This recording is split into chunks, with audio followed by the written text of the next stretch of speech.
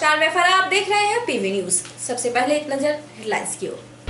समाज सेवी स्वर्गीय असीम कांजीलाल का स्वर्ण सभा रानीगंज गर्ल्स कॉलेज में आयोजित हुआ। नाट्यकार सफदर हसामी की स्वर्ण सभा मनाई गई।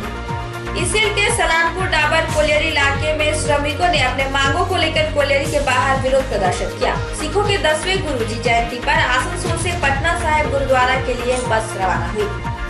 पीड़ित महिला से मिलने गई राज्य बीजेपी महिला समिति के एक परिदर्शनकारी दल। अब समाचार विस्तार से।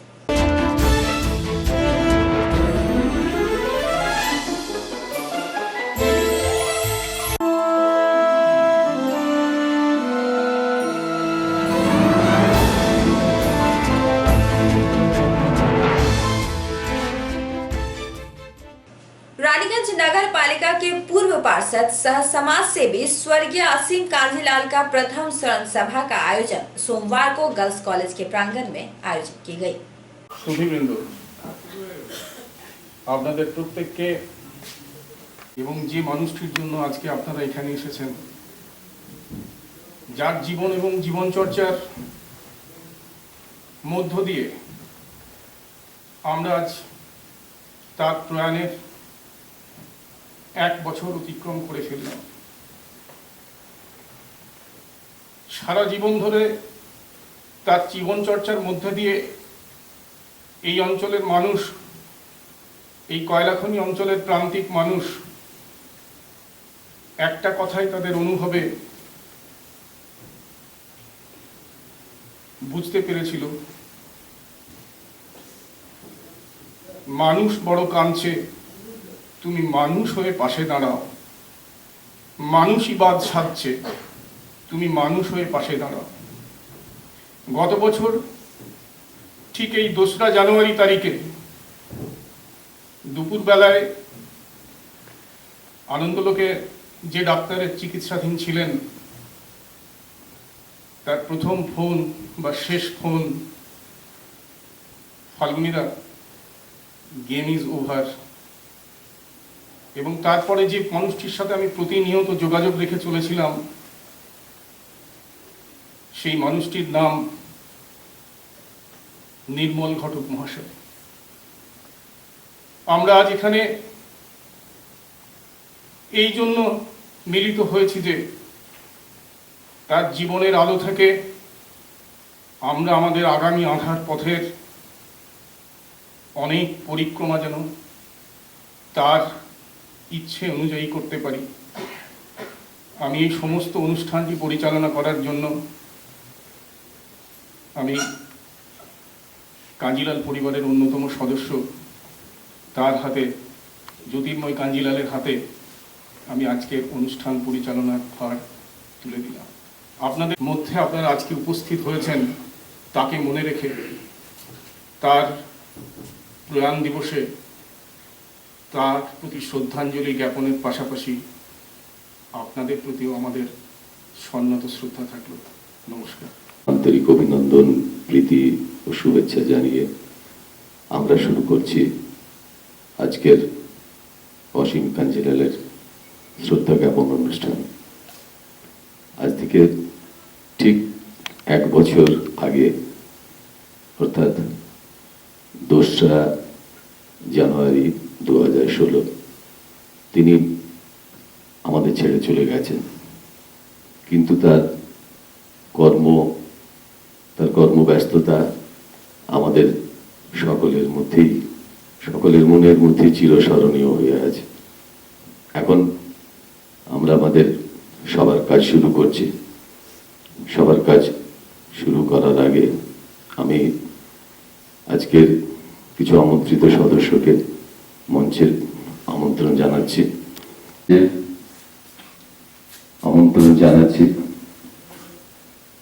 শ্রী নির্মল মাননীয় আশিস দে মহাশয়কে আসানসোল গার্লস কলেজের প্রাক্তন অধ্যক্ষ নাম প্রস্তাব করছি। শ্রী রামদুলাল চট্টোপাধ্যায় আজকে করবেন। সভাপতির অনুমতি নিয়ে মাল্যদান করবেন নির্মল ঘটক।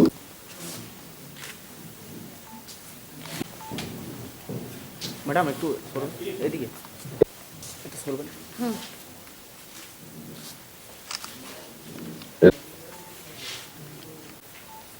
এবারে মাল্যদানের জন্য রেখে দেবো সিয়ারসোল স্পোর্টস অ্যান্ড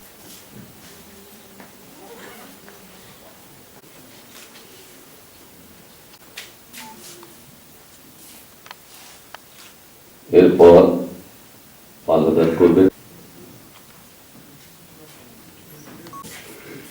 মাল্যদান করার জন্য ডেকে দেব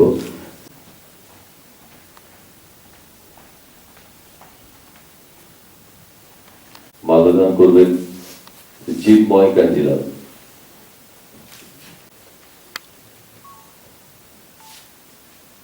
আমাদের মধ্যে এসে উপস্থিত হয়েছেন বাসিন্দা ওম জ্ঞানেরিয়াল মহাশয়, বিশিষ্ট ওমদাকে আমি অনুরোধ করবো মঞ্চে চলে আসার জন্য। যে দুজন শিক্ষিকা এখানে এসেছেন তাদের কাছে অনুরোধ করবো।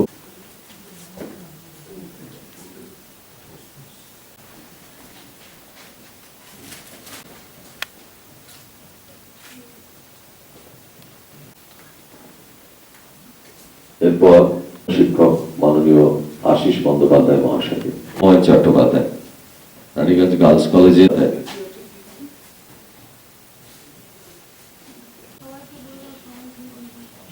আপনারা থেকে মাল্যদান করুন। গণপতি মাল্যদান করছেন স্পোর্টস অ্যান্ড কালচারাল অ্যাসোসিয়েশনের সাংস্কৃতিক সম্পাদক শ্রী দীপক শর্মা।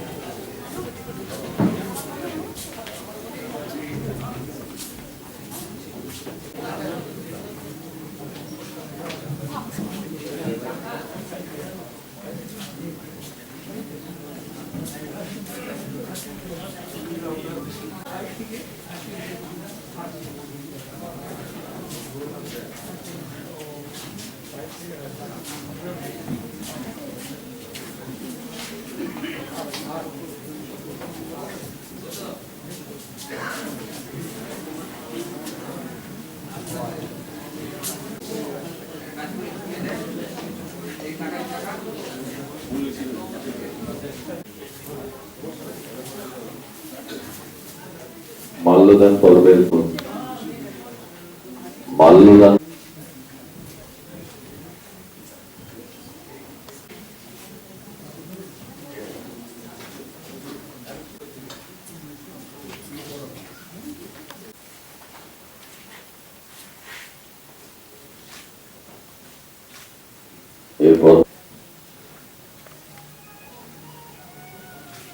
এরপরে মাল্যদান করবেন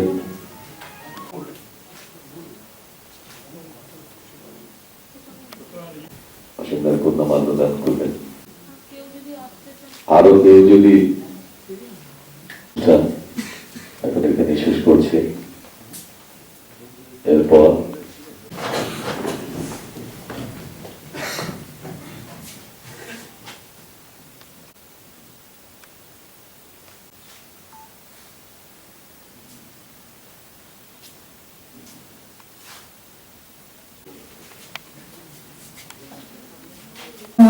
খাঁচা রইল না সে যে আমার নানা রঙের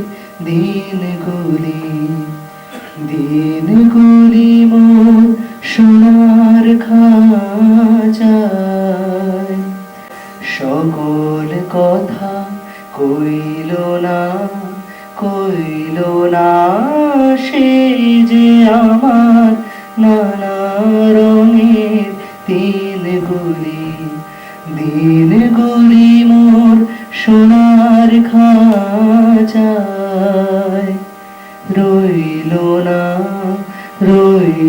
না সে যে আমার স্মরণের দিনগুলি। এসছেন তার জন্য আমি এবং আমার পরিবারের পক্ষ থেকে আপনাদের অনেক অনেক কৃতজ্ঞতা জানাচ্ছি। বাবা এই গ্রামের মানুষ খুবই ভালোবাসতেন। বাবা সারা জীবন ধরে মানুষের কাজ করে গেছেন, মানুষের খুব কাছে থেকেছেন, মানুষের দুঃখে কাতর হয়েছেন, আবার মানুষের আনন্দে বাবার চোখ উজ্জ্বল হয়ে উঠেছে।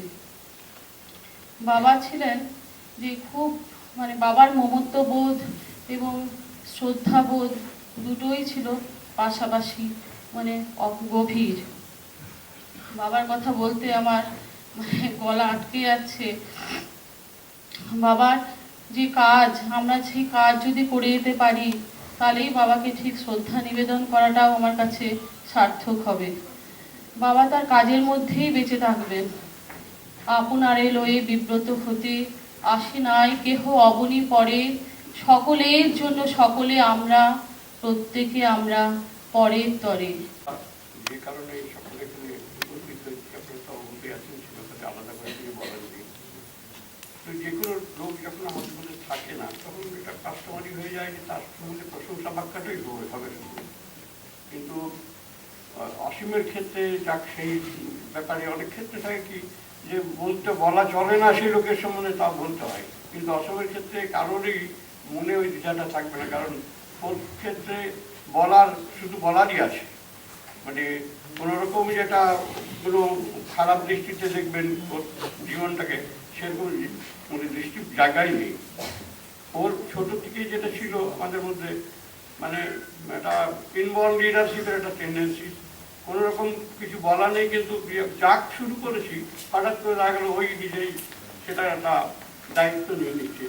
এবং ছোট থেকেই যে বিভিন্নভাবে লোককে সাহায্য করা, কোনো কারোর প্রেরণা নেই, কিচ্ছু নেই, দেখতে হবে। বিমান বাড়ি চলে গেল, আমাকে নিয়ে বলে চল রাজবাড়িতে গিয়ে দেখি ড্রাইভারকে ডেকে চিৎকার করতে লাগলো একটা গাড়ির জন্যে। গাড়ি বার করলো ওখানে জোর করে, গেলাম ওখানে গিয়ে দেখছি পাঞ্জাব মোড়ে সমস্ত দোকান আগুন জ্বলছে। কেউ পৌঁছেনি, কারোর নির্দেশ আসেনি, কিন্তু ও পৌঁছে গেছে। কাছে শুধু আমি অসীমের পরিচয় না, তার গোটা জীবনের গতিবিধি খুব শর্টের মধ্যে বলতে চাই। অসীমের সঙ্গে আমার পরিচয় 1958 সালে হয়। একসঙ্গে অন্যান্য অনেককে সঙ্গে নিয়ে আমরা SFI করি। 1962 সালে লক্ষণ বাগদি MLA-র জন্য দাঁড়িয়েছিলেন। তখন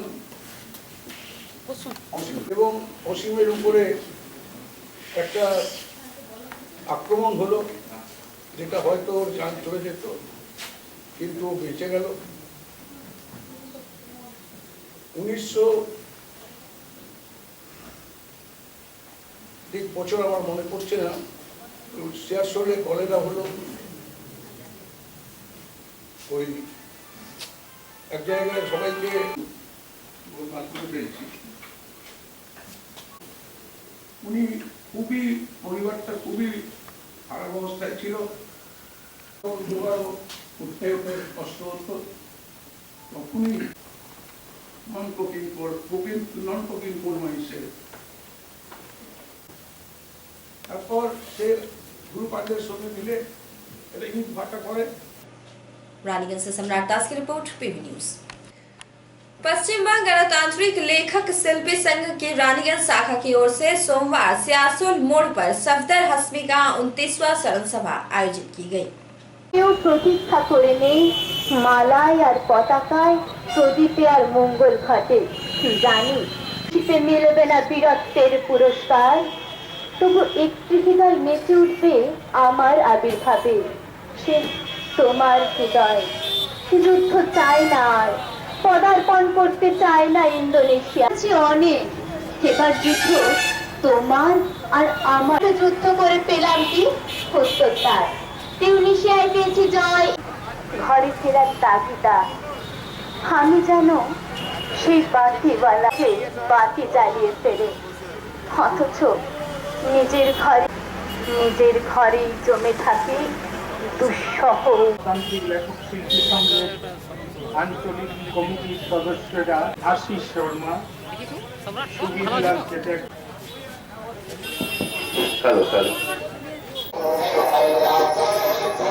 গুরুতর আহত হন সর্দার। 2 জানুয়ারি তিনি মারা যান। এই ঘটনার পর দেশ জুড়ে দ্রুত ছড়িয়ে পড়ে হাল্লাবোল। তারপর থেকে ভারতীয় সব ভাষায় এটি অনুদিত হয়েছে। পশ্চিমবঙ্গ সহ বিভিন্ন রাজ্যে অজস্র নাট্যদল হাল্লাবোল নাটকে অভিনয় করেন। বাংলায় নাটকটির অনুবাদ প্রকাশিত হয়েছে কম করেও 4টি পত্রিকায়।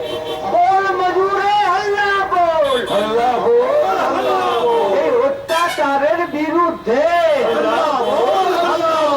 জুলুমবাজির বিরুদ্ধে, দমন-পীড়নের বিরুদ্ধে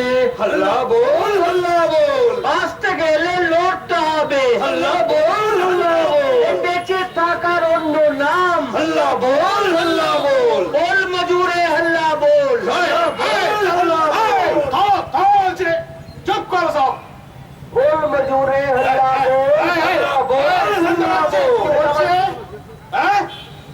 আরে বিপ্লবীর বাচ্চা চুপ কর।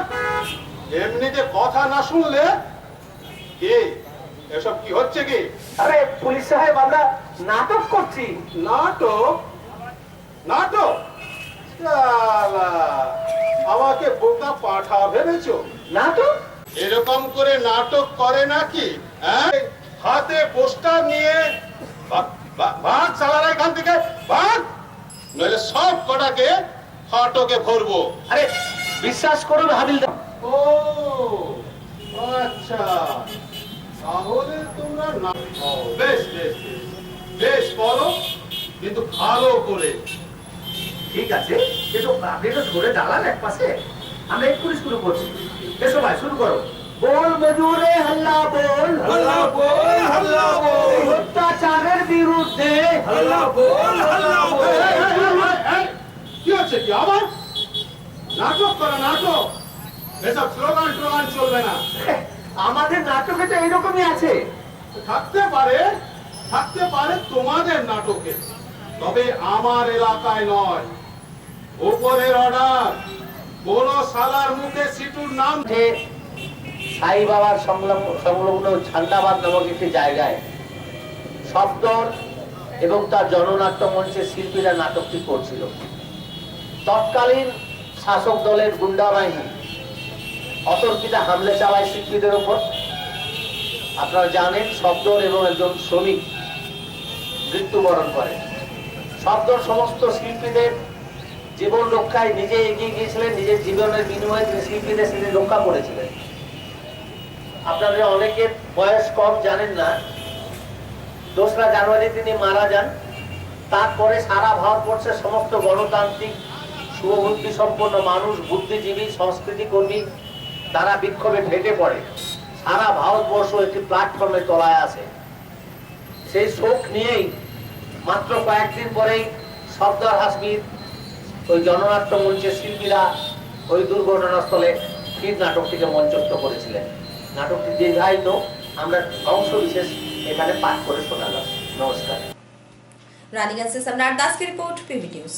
सलानपुर डाबर कोलियरी इलाके के प्रबंधन पर श्रमिकों ने आरोप लगाते हुए कहा कि उन्हें हटाकर उनके स्थान पर नए लोगों को नियुक्त की जा रही है। प्रमोशन की बात कहने पर टाल दिया जाता है एवं उनके साथ दुर्व्यवहार भी किया जा रहा है।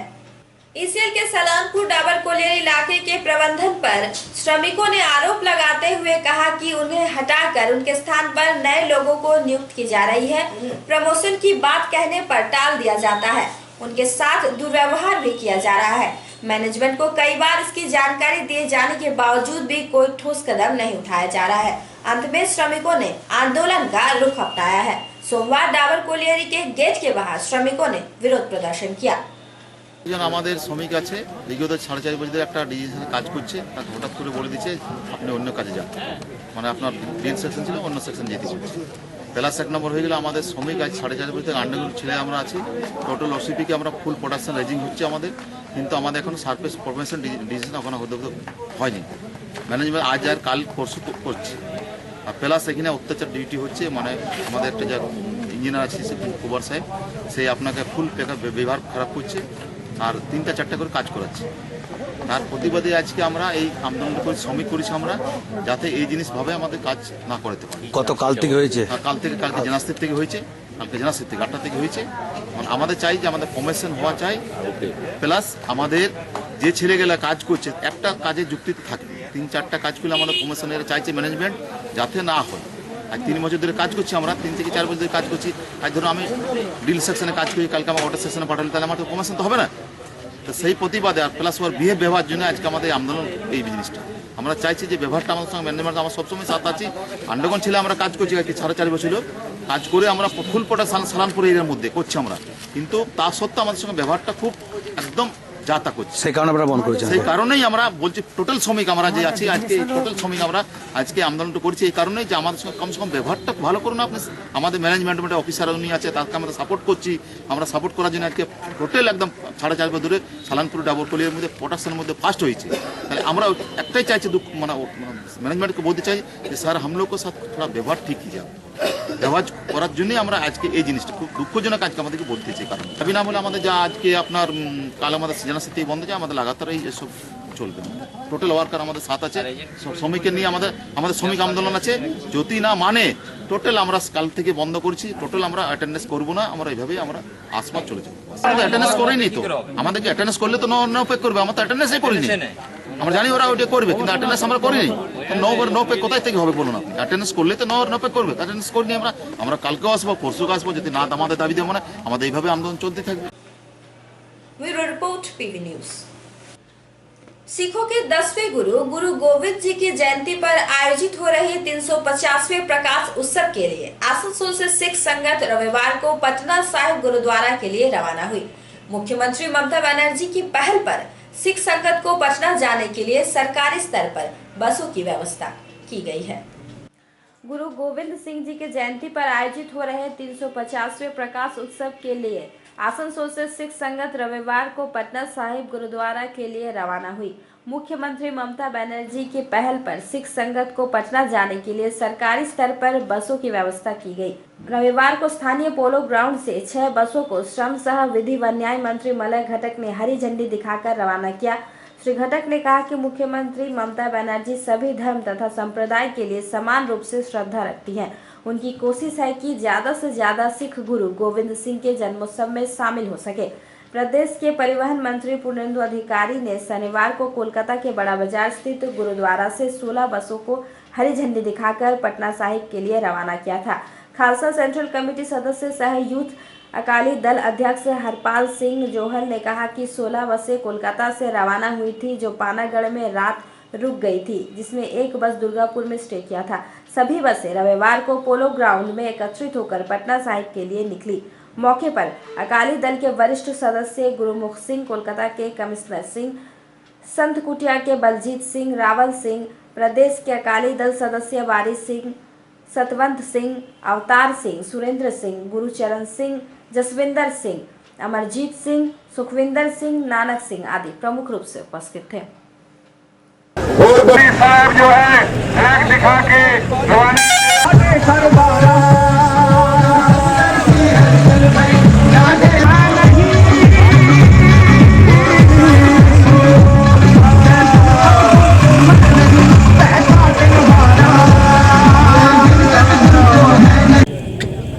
कि आप लोग का आने से पवित्र हो गया,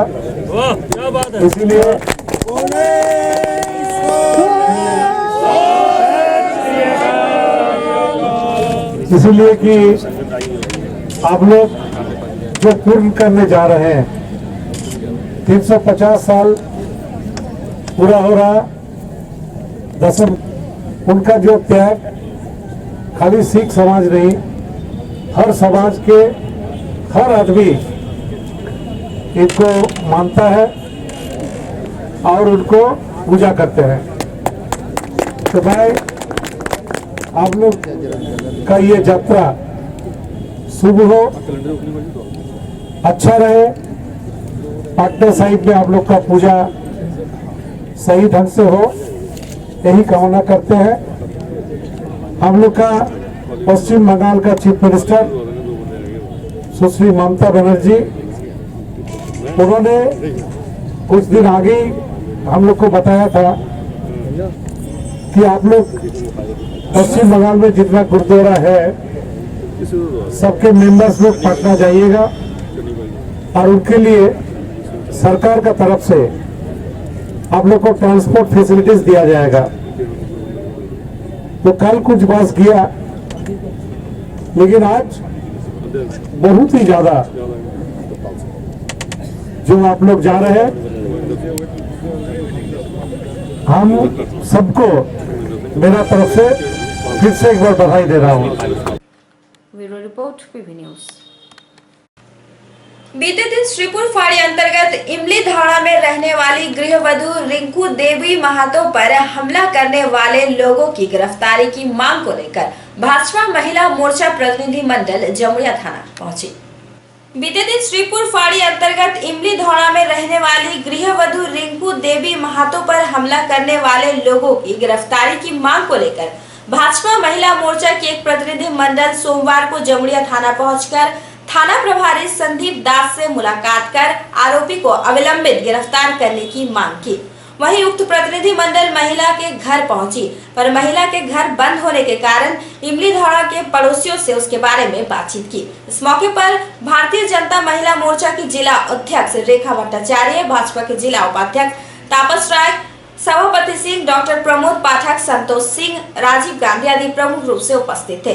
भाजपा जिला उपाध्यक्ष सभापति सिंह ने बताया कि प्रतिनिधि मंडल आसनसोल जिला अस्पताल जहां पर पीड़िता भर्ती है, वहां पर भी महिला प्रतिनिधि ने जाकर रिंकू देवी महातो से भेंट किया एवं बातचीत की। रिंकू देवी ने उन्हें बताया उक्त महिला के साथ में दुर्व्यवहार करने की बात बताई एवं उसके साथ मारपीट भी की गई। इस विषय को लेकर जमुड़िया के थाना प्रभारी से बातचीत की गई तो थाना प्रभारी ने कहा कि अगर डॉक्टर के रिपोर्ट में महिला के साथ गलत हरकत करने की रिपोर्ट मिलती है तो मामला भी दर्ज कर आगे की कार्रवाई की जाएगी। এখন দেখার মতন তো কিছু নেই, মহিলাটা খুব সিরিয়াস আছে, দু জায়গায় মাথা ফেটেছে, স্টিচও এসেছে অনেকটা, উনি এখন মানে জ্ঞান আছে, মানে এরকম কথা বলার স্টেজে নেই, খুবই সিরিয়াস আছেন। কিন্তু যখন ওনার সঙ্গে একটু কথা বলে আমি কানে হিন্দি বলে তো আমি হিন্দিতে বললাম যে क्या आपको साथ किसी ने ज़बरदस्ती किया है, आपका शरीर पे किसी ने हाथ दिया है, तो মহিলাটা বললেন हाँ। ঠিক আছে, তো আমার এইটাই বলার আছে, যখন মহিলা আমার কথা বুঝছে, হ্যাঁ বলছে, পুলিশ স্টেটমেন্ট নিতে আসছে না কেন? সেই স্টেটমেন্টটা নেওয়া খুব দরকার আছে এখন, যেহেতু এত সিরিয়াস স্টেজ আছে, যদি কিছু হয়ে যায় তাহলে তো আর রেপ প্রুফ করতে পারবো না, তখন বলবেন রেপ হয়নি। যেমন এখানে তো সবসময় এটাই বলা হয় না যে রাজ্যতে রেপ হচ্ছেই না, খুব সুরক্ষিত, তো এটা কি করে হলো? যদি এটা রেপ নেই তাহলে এটা কি আছে? যে যেগুলো টেস্টটা রেপ প্রমাণ করে স্যাম্পলগুলো নেওয়া আছে, we want that police should initiate the proceeding and take the samples and get the test done for rape which will prove কি রেপটা হয়েছে। তখন এটা বলা তো ইজি হয়ে যাবে সরকারের জন্য না, কি রেপ হয়নি, সেই জন্য please get the testing done for rape. আর এছাড়া best of the treatments for the মহিলা। কেন? আর একটা জিনিস আছে এর পিছনে, মহিলাটা রাত্রিবেলা শৌচালয়ের জন্য বেরিয়ে বাইরে গেছিল, এখানে পুরো কর্পোরেশন বানানো আছে টিএমসি এর, কিন্তু বাথরুম নেই, এখানে বাথরুম নেই, সেই শৌচালয়ে ওপেনে আছে, মহিলারা ওখানে যাচ্ছে, রেপ হচ্ছে, মাথা ফাটিয়ে দিচ্ছে, এটা কালচার, এটা আমাদের সোসাইটি, এটা চাইছি আমরা। এরপর আপনারা মহিলা মোর্চা এরপর কি করবেন? মহিলা মোর্চা যত সাপোর্ট করতে পারে মহিলাদের জন্য আমরা সব সময় দাঁড়াবো, আর যা করার আছে এটা আমরা যেখানে এখন উপস্থিতি আছি তাই আমরা বলতে চাই সবাইকে যে আমরা সব সময় মহিলাদের সঙ্গে আছি, থাকবো আর দাঁড়াবো ওদের পাশে। না, যখন কেসই রেজিস্টার হয়নি আরেস্ট কাকে করবে? जमुड़िया से दिलीप साहू की report, PV news. PV TV के रूबरू शीर्षक में आप सभी दर्शकों को नए वर्ष की हार्दिक शुभकामनाएं। पीवी टीवी के इस बार रूबरू में आप रूबरू होंगे शहर के युवा एवं नए मेडिकल क्षेत्र में पदार्पण करने वाले शिशु रोग विशेषज्ञ सुमित अग्रवाल से। पीवी टीवी के रूबरू एपिसोड में इस बार हमारे साथ रानीगंज शहर के नए शहर में पधारे चिकित्सक शिशु रोग विशेषज्ञ सुमित अग्रवाल जी हैं। सर्वप्रथम मैं पीवीटीवी से उनका नए वर्ष की ओर से शुभकामनाएं देता हूं कि यह शहर और यह साल आपके लिए इस वर्ष मंगलमय हो। सुमित जी, आप तो रांची रिम्स से पढ़ के यहाँ पर पहली स्टार्ट अपनी ज़िंदगी का जो मेडिकल लाइन है उसको शुरुआत कर रहे हैं, तो आपने इतने बड़े शहर को छोड़कर, रांची जैसे शहर को छोड़कर और आसपास के, आप बराकर के भी रहने वाले हैं जहाँ पर मेडिकल जो कोल बेल्ट एरिया वह भी कोल बेल्ट क्षेत्र माना जाता है, उस क्षेत्र को छोड़ करके आपने रानीगंज ही क्यों चुना? रानीगंज चुनने की वजह थी कि रानीगंज एक आपका मेडिकल फील्ड की नज़रिए से जंक्शन है। बड़ाकर, चिरकुंडा, कुल्टी के भी सारे पेशेंट्स रानीगंज ही माइग्रेट करते हैं बीच में, एक आसनसोल एक रानीगंज। तो आसनसोल से वो लोग कवर्ड हो जाते हैं, लेकिन आसनसोल और दुर्गापुर के बीच में अगर कोई जगह है जो हैपनिंग है वो रानीगंज है। माफ करिएगा सुमित जी, बीच में बोल रहे हैं कि तो क्या आपका इस प्रोफेशन में आने का क्या व्यवसायिक दृष्टिकोण है? नहीं, बिल्कुल नहीं। मैं जैसे आपने बताया कि मैं वहाँ पे ये क्वालिटी देना चाहता हूँ जो आसनसोल में कुछ लोगों को वहाँ से मिल जा रही है। चिरकुंडा, बड़ाकर, कुल्टी के लोगों को आसनसोल में फैसिलिटी मिल जा रही है, लेकिन आसनसोल के बाद के जो लोग हैं, आसनसोल से दुर्गापुर का जो दायरा है, उस बीच में यहाँ वो क्वालिटी की थोड़ी कमी मुझे। देखिए सुमित जी, शुरू से हमारे शास्त्र से चिकित्सा को सदैव ही भगवान के रूप का दर्जा दिया गया है और उनको हमेशा भगवान के रूप में ही देखा जाता है।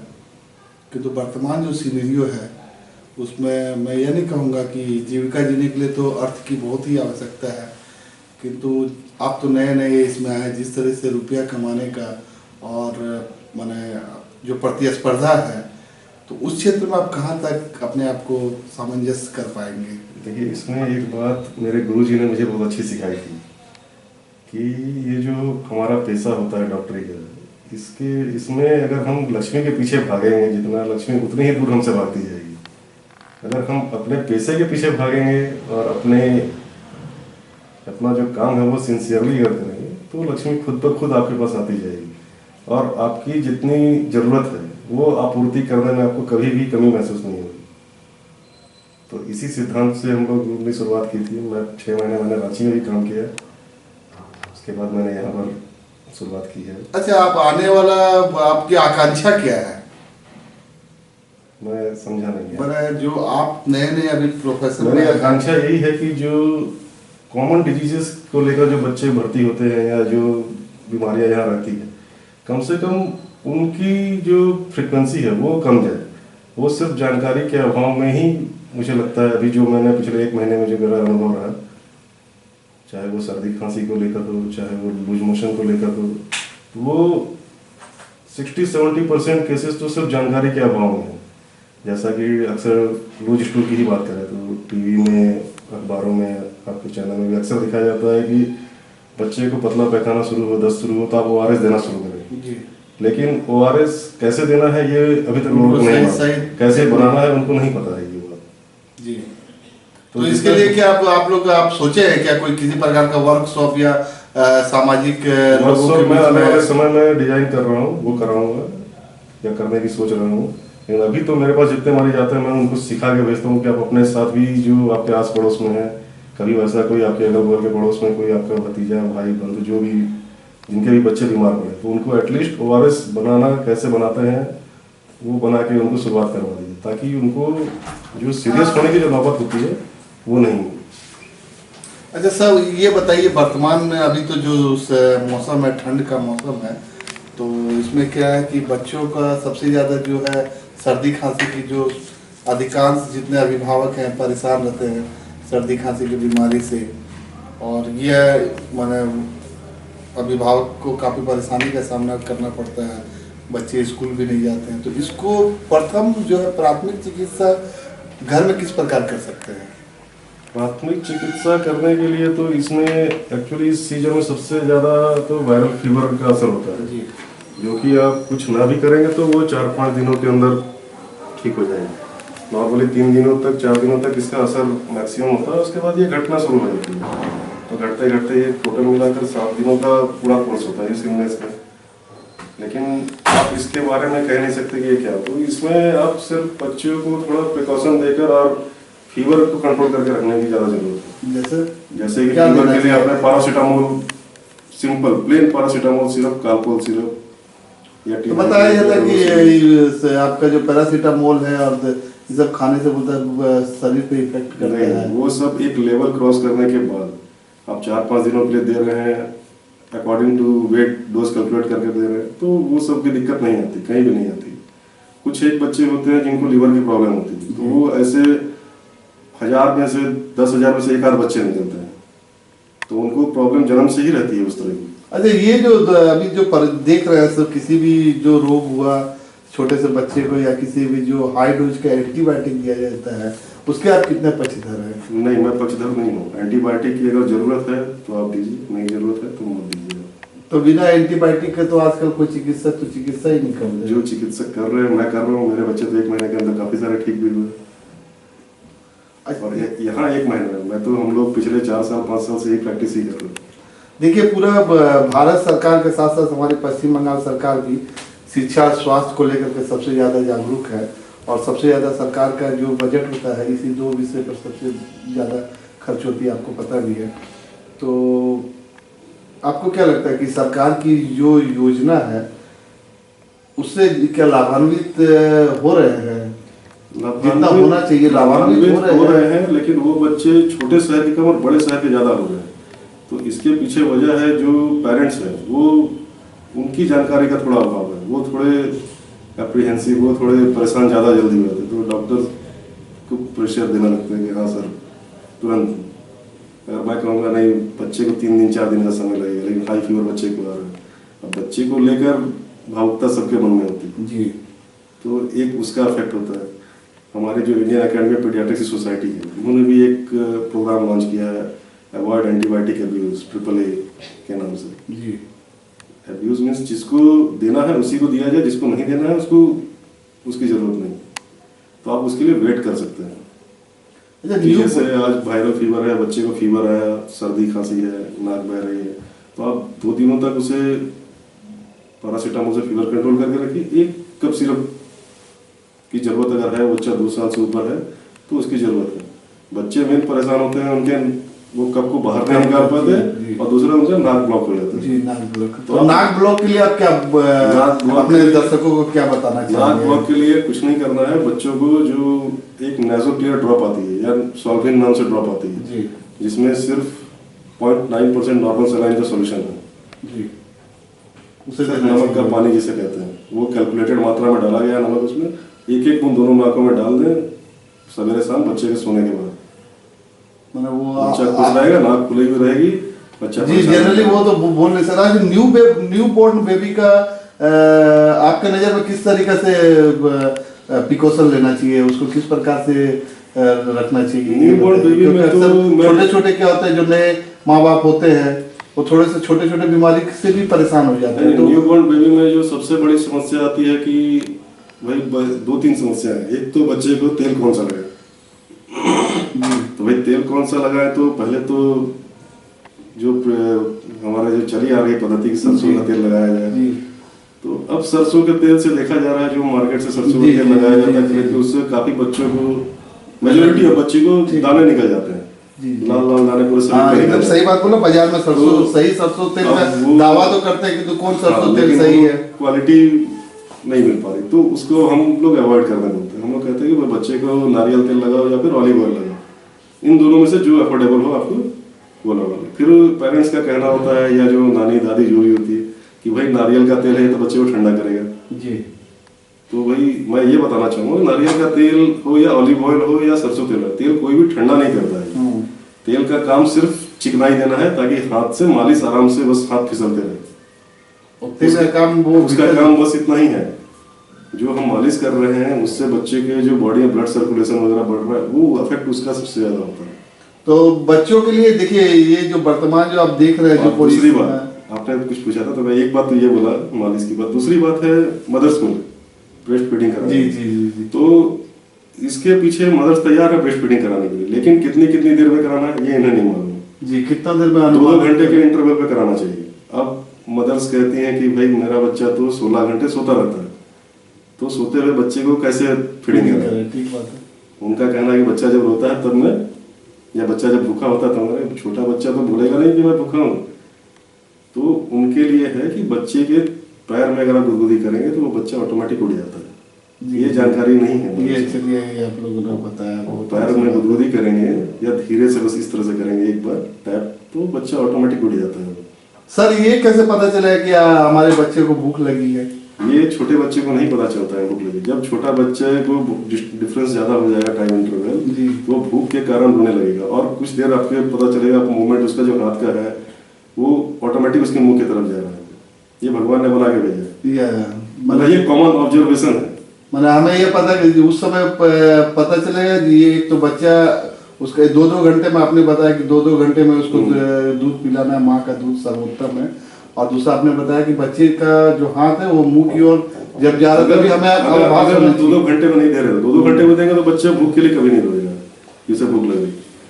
अच्छा, जनरली जो बाजार में जो दूध जो कृत्रिम दूध जो पाया जाता है उसका आप कितने पक्षधर हैं? मैं उसके पक्ष में तो बिल्कुल भी नहीं, किंतु मैं सारे बच्चों को मना करता हूँ यहाँ पर भी, उसके पक्ष में तो बिल्कुल भी नहीं। मतलब जो मदर फीडिंग जैसे कहते हैं कि अभी सीजरियन हुई मदर को, तो मदर फीड नहीं करवा पाएगी, ठीक है मैं मानता हूँ मदर को दिक्कत है, मदर करवट लेने भी नहीं ले पा रही है, लेकिन उसके ब्रेस्ट से एक्सप्रेस ब्रेस्ट मिल्क हम लोग कहते हैं। और मदर को तो फर्स्ट वीक में शुरू के 5-7 दिनों में तो मिल्क वैसे भी कम होता है, थोड़ा गाढ़ा मिल्क होता है, कोलेस्ट्रॉल बोलते हैं, जिसको काफी लोग डिस्कार्ड कर देते हैं, पुरानी पद्धति जो बनी हुई है। किंतु मैंने सुना है कि वही सर्वोत्तम अमृत है बच्चे के लिए। वो इंसान जो जन्म लिया है, नई दुनिया में आया है, उसके लिए वो अमृत है जीवन भर के लिए। वो जो शुरुआत के जो 5-7 दिनों का जो गाढ़ा दूध होता है वो सर्वोत्तम, क्या अमृत बोलो उसको लिए, तो इतनी इम्यूनिटी वो उसको दे देगा कि उसकी जिंदगी पूरी आराम से निकल जाएगी। चलिए बहुत बहुत भारी बात आपने बताई। और बच्चों का किस प्रकार से टीकाकरण के बारे में? टीकाकरण बच्चों का जो समय होता है, समय समय पे सारे टीकाकरण, तो इसमें मैं जो एक देखता हूँ, मैंने रांची में भी देखा और यहाँ पर भी देख रहा हूँ, तो जो बड़े बड़े मेडिकल कॉलेज हैं वहाँ पर तो ये फॉलो होता है कि 9 महीने तक तो बच्चे को टीका ठीक दिलाते हैं। 9 महीने 1.5 साल तो जो कार्ड में टीका, जो इंजेक्शन जहाँ तक लगाने की बात है वो सारी लगती है, लेकिन कार्ड में एक चीज के बारे में और जिक्र होता है जिसके बारे में आज तक मेरे को लगता है कि बहुत ही कम पेरेंट्स मेरे को मिले जो मेरे से पूछे ये बात। मतलब अगर परसेंटेज बोलो तो 10%, 12% से ज्यादा लोगों ने नहीं पूछा। विटामिन ए के डोज के बारे में, जो कि 90 महीने से शुरू होती है और हर 6-6 महीने में 5 साल तक वो टीका लगाना जरूरी है। वो सिरप होते हैं जो कि ओनली गवर्नमेंट सेटअप में ही उपलब्ध है।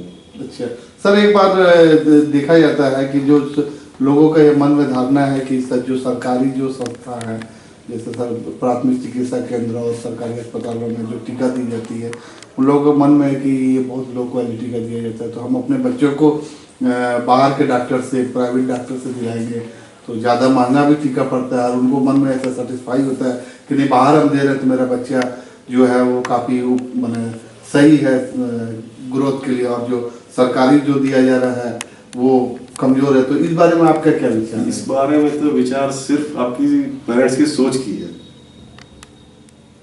जो भारत सरकार टीका उपलब्ध करा रही है, टीका बनाने वाली टोटल कंपनियां 4 से 5 हैं, और भारत सरकार एकदम उच्चतम स्तर का टीका मतलब आपके नजर में कोई विभेद नहीं होना चाहिए, ये जागरूकता की अभाव है, ये जागरूकता का सिर्फ अभाव है, जिसके कारण ये अभिभावक जो है जागरूकता के अभाव की वजह से। और भारत सरकार और कोशिश भी कर रही है कि जो टीका प्राइवेट में दिया जाता है, जो महंगे महंगे टीके प्राइवेट में दिए जाते हैं, क्योंकि वो महंगाई इसलिए क्योंकि वो इंपोर्ट किया जाता है बाहर से। अच्छा प्रोडक्शन में डॉक्टर साहब एक बीमारी जो देखा जाता है हमेशा बच्चों में, जो छोटे बच्चों में विशेष करके, एक दस्त की बहुत उन्हें ये होती है, जनरली देखा जाता है सर्दी खांसी, और दूसरी दस्त की बीमारी ही होती है। तो आपने सर्दी खांसी के लिए तो आपने बता दिया किस प्रकार, और बच्चे को कब कब तेल लगाना चाहिए, ये सब भी आपने बता दिया। तो दस्त में प्राथमिक चिकित्सा अभी माँ बाप कैसे करें? दस्त में प्राथमिक चिकित्सा, दस्त जब भी शुरू हो तो उसे ORS तुरंत शुरू कर दिया। ORS का मतलब क्या, बाजार से या घर में बनाया हुआ नमक? नहीं, बिल्कुल नहीं। ORS का पैकेट आता है, पुड़िया आती है, एक 4.2 ग्राम की आती है, 21 ग्राम की आती है। तो बच्चों के लिए 4.2 ग्राम वाली काफ़ी है, 200 ml पानी में घोलना होता है। तो अब प्रॉब्लम है कि 200 ml पानी नापेंगे कैसे जी। तो 200 ml पानी एक्यूरेट नापने की भी जरूरत नहीं है।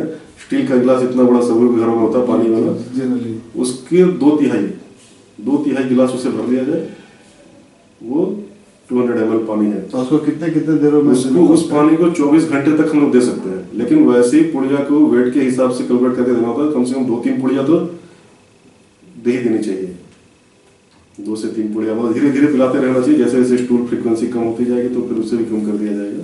अच्छा, कई बच्चों में हम लोग देखते हैं कुपोषण के जो शिकार होते हैं, उसको किस प्रकार से रोका जाए? कुपोषण का शिकार तो अगर किसी बीमारी की वजह से तो बहुत कम निकलते हैं, ज्यादातर जानकारी के अभाव में मदर्स देखिए आप तो देख ही रहे हैं कि मिड डे मील से सरकार तो कोई भी कोशिश कर रही है कुपोषण से ना मरे, जिसके लिए सरकार जो है लगातार कार्य कर रही है। आप मिड डे मील बोलिए, आंगनबाड़ी केंद्र बोलिए। अभी आप शायद आपको मालूम नहीं होगी, अभी बीते दिन पश्चिम बंगाल सरकार ने एक चालू किया है मॉडल आंगनबाड़ी केंद्र। मॉडल आंगनबाड़ी केंद्र, आंगनबाड़ी तो चल ही रही है किंतु एक मॉडल, उसको थोड़ा सा और अपग्रेडेशन करके मॉडल आंगनबाड़ी केंद्र भी पश्चिम बंगाल सरकार शुरुआत की है। और हमारे रानीगंज जमुरिया क्षेत्र में भी इसकी शुरुआत हुई है। तो इसके बावजूद भी आपको क्या लगता है कि ये पोषण के लिए तो बच्चों का खान पान शुरू से ही आपको सुनिश्चित करना होगा, वो ज़्यादा जरूरी है। और अगर कुछ बीमारी है, किसी वजह से बच्चा सुस्त है या बाकी बच्चों से अबनॉर्मल है, तो उसके लिए फिर तुरंत डॉक्टर से मिलने की जरूरत है। अच्छा, ये टीका के बीच में बात छूट गई थी। टीका एक बच्चे को कितना वर्षों तक लगातार दिलानी चाहिए? लगातार का तो ये कई मैंने देखा है कि कई अभी 10-10 साल 8-10 साल के बच्चों को भी होता है, टीका दिया जाता है। 15 साल तक भी होता है, 18 साल तक भी है जी, और हमारे एज में भी है जी, और बूढ़े लोगों को भी है जी। तो टीका तो जो प्रोटोकॉल है 19 साल तक 20 साल तक तो रेगुलर वो सारा है। तो अगर पूरा डोज कैलकुलेट कर दिया है, खत्म कर दिया है तो ज़्यादा बढ़िया है। गवर्नमेंट भी इसी बात पे जोर देती है। लेकिन नहीं भी तो एटलीस्ट 5 साल तक का टीका तो कम से कम लगा होना चाहिए। 5 साल तक का टीकाकरण तो मिनिमम। सर एक बात, एक कॉमन चीज है, मनोवैज्ञानिक, आप तो चिकित्सक हैं बच्चों के, तो स्वास्थ्य के साथ साथ बच्चों का मनोविज्ञान भी आपके बारे में भी अच्छा ज्ञान होगा। बच्चों का एक शिकायत रहती है सर, जिससे माँ बाप भी परेशान रहते हैं कि मेरे बच्चे पढ़ते नहीं हैं, मेरा बच्चा का पढ़ाई में मन नहीं लगता है। तो इसके लिए आप कोई टिप्स देना चाहेंगे? देखिए, अब सारे बच्चे जैसे कहते हैं ना, इंसान बहुत सारे हैं, हाथों की पांचों उंगलियां भगवान ने बराबर नहीं बनाई। तो आप सोचेंगे सारे बच्चे क्लास में फर्स्ट आ जाए तो भाई सेकंड कौन होगा? अब आपकी बात करें या मेरी बात करें, मेरे पेरेंट्स ने, आपके पेरेंट्स ने कभी पढ़ने को जोर नहीं दिया। उस टाइम पे पढ़ाई का उतना प्रेशर हुआ नहीं करता था। नहीं तो उसको मानसिक ग्रोथ के लिए आप क्या बताना चाहेंगे? मानसिक ग्रोथ तो बच्चा अगर एक्टिव है और खेल कूद में उसका ध्यान है और सारी एक्टिविटी वो अच्छे से कैच कर रहा है, तो वो उसका ग्रोथ तो वहीं से शुरू हो गया। ये तो केवल ऑब्जर्वेशन की बात है। वो अगर क्लास में एक बच्चा 10 नंबर ला रहा है, एक बच्चा 8 नंबर ला रहा है, तो ऐसा नहीं कि 8 नंबर वाला बच्चा कमजोर है। ये तो पेरेंट्स को समझने की बात है, बच्चे की ग्रोथ की बात नहीं है। सर एक अंतिम प्रश्न पूछना चाहता हूँ। आप देख रहे हैं जो वर्तमान में जो चल रही है, किसी भी बच्चे के हाथ में आपको 2 चीज में सबसे ज्यादा एक है मोबाइल, दूसरा है टीवी। तो ये कितना नुकसान करता है और अभिभावक को इस पर रोकने के लिए कौन सा उपाय है आपकी नजर में? क्या मोबाइल और टीवी तो भाई बच्चे को तो शौक है, कलरफुल चीजें दिखे जहाँ भी, उसका नॉर्मल डेवलपमेंट है। वो तो अभी तो हम लोग देख रहे हैं स्कूल में भी अभिभावक अपने बच्चों को मोबाइल दे देते हैं। वो तो नॉर्मल बच्चे का एक डेवलपमेंट है और जो एक क्वालिटी है कि कुछ भी अट्रैक्टिव दिखे तो उसके तरफ आकर्षित हो जाता है। पेरेंट्स को या घर वालों को इसमें सहूलियत होती है कि बच्चा कम से कम शांति से तो बैठा है। तो आपके आप इसी बहाने उसे खाना खिला दे रहे हैं, इसी बहाने बच्चा शांति से बैठा अपना काम कर ले रहा है। तो आप क्या समर्थन? नहीं, मैं बिल्कुल इससे समर्थन में नहीं हूँ। उससे बच्चे की ग्रोथ में फर्क पड़ता है। एक्चुअली क्या है ना सर, वर्तमान में जो पोजीशन है, जिस परिवेश में लोग रहते हैं, फ्लैट का पोजीशन, आसपास का जो खेलने का जो है स्थान अभाव की कमी, तो बच्चे जो है एक घर में ही सिकुड़ के रह जा रहे हैं। उन्हें बाहर ना तो खेलने मिल रहा है, जो हम लोगों ने खेला है गिल्ली डंडा, आपने भी खेला है, क्रिकेट खेला है, वो सब उनको नहीं मिल रहा ये है। तो खेल होगा। तो ऐसी स्थिति में सर अभिभावक क्या करें? अब इसका उपाय तो ढूंढना पड़ेगा, ये तो समाज की एक बड़ी प्रॉब्लम है। लेकिन ये इसका उपाय मोबाइल और टीवी देकर बच्चों को बैठाना नहीं है। इंडोर गेम्स अपनी जगह, आउटडोर गेम्स अपनी जगह। आप उसका छोटे छोटे गेम्स उसको पजल दिया है। उसके लिए अभी आपने देखा होगा, अगर आप खुद भी डाटा निकालेंगे तो मेरे को लगता है कि पहले चश्मा लगने की जो फ्रीक्वेंसी थी, हाँ, तो 10 साल 12 साल या मैट्रिक के एग्जाम आते आते किन्हीं बच्चों को लगना अगर है तो उस एज में ज्यादा फ्रीक्वेंसी बढ़ती थी। अब 5 साल के बच्चे को भी चश्मा लगा, मतलब फ्रीक्वेंसी जो डाटा है वो ठीक, और काफी मोटे मोटे चश्मे लग वो रहे हैं। क्यों होता है? वो क्योंकि बच्चे काफी डेलिकेट होते हैं, आंख डेवलप नहीं है फुल्ली, उनकी जो लाइट जो रिफ्लेक्ट करके आती है उनकी आंख में, टीवी वो लोग सामने से देखते हैं। आपने गौर किया होगा बच्चे जब टीवी या मोबाइल देखते हैं वो ब्लिंकिंग करना भूल जाते हैं जी। कितने बच्चे एकदम कंसंट्रेट देखते हैं, मतलब उतने कंसंट्रेट करके तो लगता है कि हम लोग पढ़ाई भी नहीं करते हैं। जी, सही बात आपने, या हम लोग काम भी नहीं करते हैं। ठीक बात आपने बताया। तो बच्चों आपको लगता है कि अभिभावक को इंडोर गेम जो है जैसे छोटे छोटे गेम, छोटे पजल्स हुए, कुछ और गेम सारे मार्केट में इतने, उसमें ज्यादा इंटरेस्ट दिलाना ज्यादा फ्रूटफुल है। हाँ, आजकल तो दादी नानी का कहानी तो सब किताबें बाती हो गई है, कहानियां तो कोई सुनाता नहीं है। सही बात है। सिंगल फैमिली वाला प्रचलन ज्यादा हो गया, एकल परिवार, जॉइंट फैमिली होती थी तो सही बात है, काफी सारे बच्चे एक साथ होते थे, तो कुछ नहीं भी करके एक उम्र के बच्चों का तो एक दूसरे से अट्रैक्शन होता है, वो आपस में खेल कूद लेते थे। खेलकूद का कितना महत्व है बच्चों के लिए? खेलकूद के लिए कितना माने सारा दिन में एक साधारण बच्चों के ग्रोथ के लिए कितना समय देना चाहिए आपकी नजर में? कोई भगवान ने कुछ लिमिटेशन बना के नहीं, फिर भी एक है ना, जब आप देख रहे हैं पढ़ाई का इतना ज्यादा बोझ है सर, आप देख रहे हैं कि हर एक माँ बाप चाहता है कि मेरा बच्चा अव्वल आए। नहीं, अव्वल की तो माँ बाप को फिक्र ही नहीं करनी चाहिए। अव्वल लाकर आप क्लास 1-2 में अव्वल ले आओ तो क्या करोगे? सारे नंबर अगर बच्चे छोटे क्लास में ले आएंगे तो बड़े क्लास में जाकर वो क्या करेंगे? फिर सारे बच्चे तो शुरू से ही टॉपर रहे कोई जरूरी नहीं है। ठीक बात है। तो बच्चे को खेलने के लिए एक सीमा होनी चाहिए। मैं अपनी कहानी अगर बताऊं तो मैं क्लास 8-9 तक काफी खेलता था। मैं एग्जाम से 2 दिन 3 दिन पहले पढ़ाई करता था। कभी मेरे पेरेंट्स ने ये नहीं गौर किया कि हाँ ये प्रेशर कभी नहीं डालना, नहीं पड़ा तुमको फर्स्ट आना है, लेकिन फिर भी मेरे नंबर हमेशा बढ़ जाते थे। अपने विचार आप मत थोपिए, पेरेंट्स को अपने पर कंट्रोल करना पड़ेगा भाई। आपको बच्चों के साथ बच्चा भी बनना पड़ेगा, कुछ इग्नोर भी करना पड़ेगा। सारे बच्चे पढ़ के आगे नहीं निकलते, सारे बच्चे पढ़ते तो फिर सचिन तेंदुलकर कोई बनता नहीं। ठीक बात है। या क्रिकेटर कोई बनेगा नहीं, खिलाड़ी कोई बनेगा नहीं, सब डॉक्टर इंजीनियर बन जाएंगे तो फिर तो ऐसा नहीं होता। बच्चे की क्वालिटी को पहचानने की जरूरत है, बच्चे का इंटरेस्ट किस चीज में जा रहा है। धन्यवाद सुमित जी, आपसे बात करके काफी आपने जानकारी दी बच्चों के स्वास्थ्य के लिए। इसी तरीके से हमारे और आपके बीच में कई परिचर्चाएं होंगी बच्चों के स्वास्थ्य बेहतर विकास के लिए।